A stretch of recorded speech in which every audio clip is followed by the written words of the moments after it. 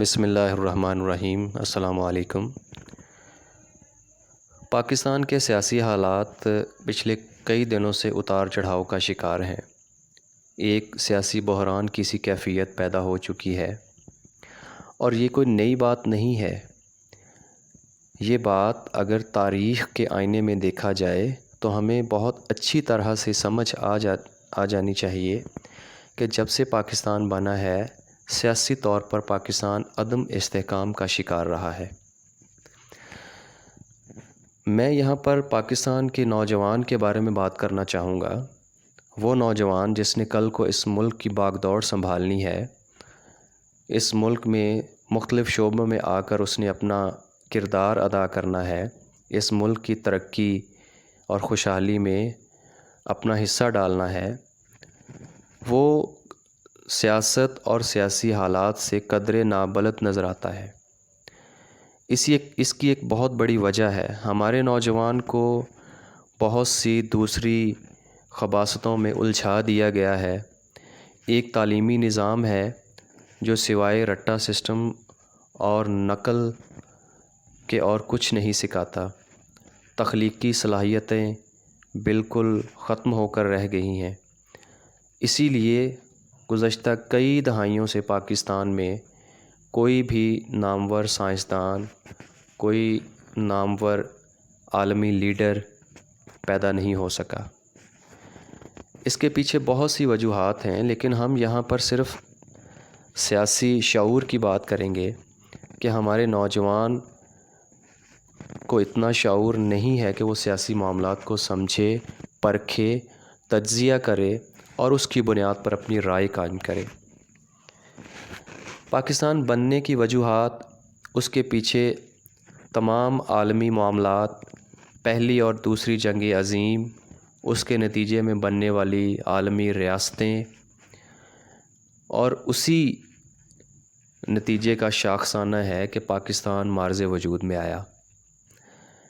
ہندوستان جو گزشتہ کئی ہزار سالوں سے ایک ہی بر صغیر جس کو کہتے ہیں، ایک ہی خطہ کہلاتا تھا، جس میں افغانستان، پاکستان، ہندوستان، بنگلہ دیش اور دوسرے بھی چھوٹے چھوٹے خطے اس میں شامل تھے۔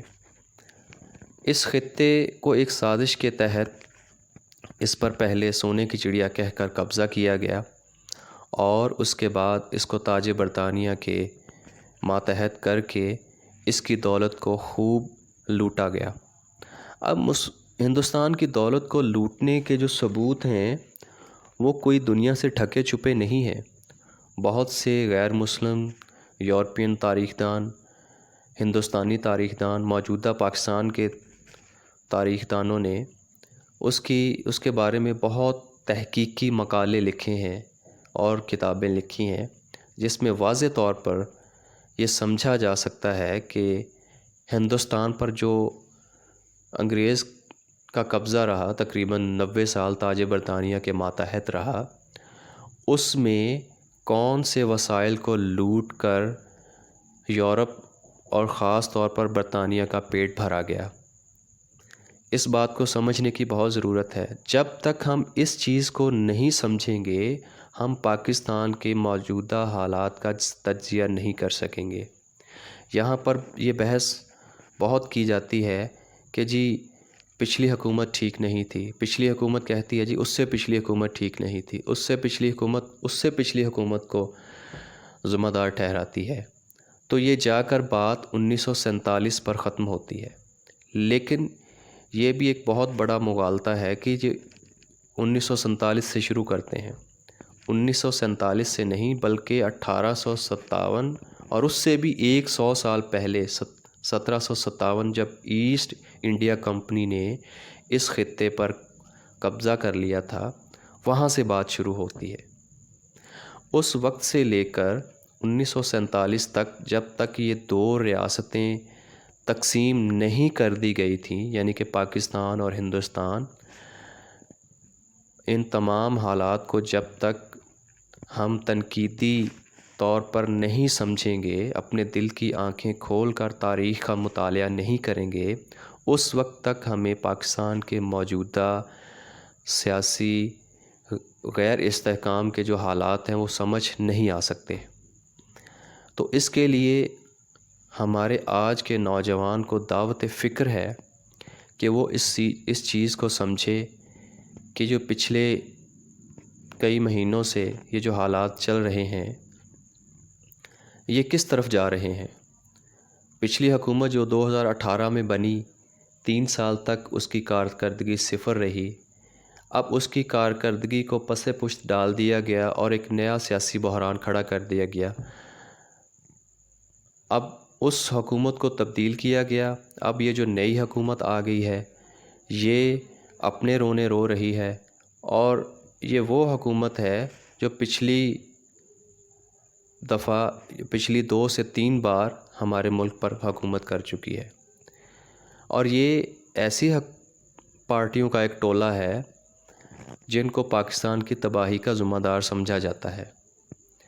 اب ہمارے نوجوان کو اس قدر شعور ہونا چاہیے کہ وہ لوگ جو اس ملک کی بربادی اور تباہی کا سبب بنے ہیں آج وہ سارے مل کر اس ملک پر حکومت کر رہے ہیں، اس ملک کی کابینہ میں شامل ہیں۔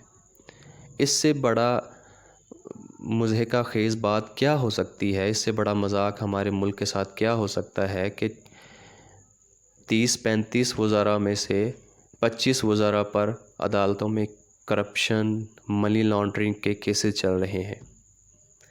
کیا وہ عدالتیں ان کے خلاف فیصلہ دیں گی؟ کیونکہ وہی لوگ حکومتوں اور منسٹری وزارتوں پر قابض ہیں۔ ایسا کبھی بھی نہیں ہو سکتا۔ اس کی مثال تو اس سے لے لیں کہ اس ہاک ڈار جو پچھلے 5 سال تقریباً 5 سال سے اس ملک سے بھاگا ہوا ہے، اس پر کرپشن اور منی لانڈرنگ کے ریفرنسز ہیں، عدالتی فیصلے موجود ہیں، اس کو اس حکومت نے پاسپورٹ جاری کر دیا ہے، اور اسی طرح نواز شریف کو بھی پاسپورٹ جاری کر دیا گیا ہے جو پچھلے 3 سال سے علاج کا بہانہ کر کے باہر بیٹھا ہے۔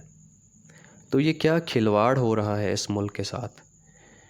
کیا اس کے بارے میں ہمیں سوچنے، سمجھنے اور شعوری تجزیہ کرنے کی ضرورت نہیں ہے؟ بالکل ضرورت ہے، کیونکہ یہ لوگ جو اس ملک کے ساتھ اپنا گھناؤنا کھیل کھیل رہے ہیں، ان کا سب کچھ باہر کے ممالک میں پڑا ہے۔ ان کی جائیدادیں، ان کے بچے، ان کے کاروبار، سب کچھ علم اس ملک سے باہر ہے۔ کل کو جب یہ حکومت سے باہر ہوں گے تو یہ اس ملک سے چلے جائیں گے اور بیرون ملک جا کر اپنی رہائشوں میں زندگی گزاریں گے۔ آج آ کے یہاں پر عام آدمی نے زندگی گزارنی ہے، ہمارے آج کے نوجوان نے اس ملک کی باغ دوڑ سنبھالنی ہے، اس کو نکلنا ہوگا، میدان عمل میں آنا ہوگا، اس کو سیاسی شعور حاصل کرنا ہوگا، اس کو علماء ربانیین اور علماء حق کے ساتھ صحبت اختیار کرنی ہوگی جو صحیح طور پر دینی، سیاسی اور تاریخی شعور رکھتے ہیں، جو اس کے لیے مشعل راہ بن سکتے ہیں۔ تو یہ میری ایک چھوٹی سی گزارش تھی کہ ہمارے آج کے نوجوان کو اپنی زندگی کے دوسرے تمام معاملات کے ساتھ ساتھ اس ملک کے حکومتی اور سیاسی معاملات میں بھی اپنی رائے قائم کرنی چاہیے اور اپنا سیاسی شعور بلند کرنا چاہیے۔ بہت شکریہ۔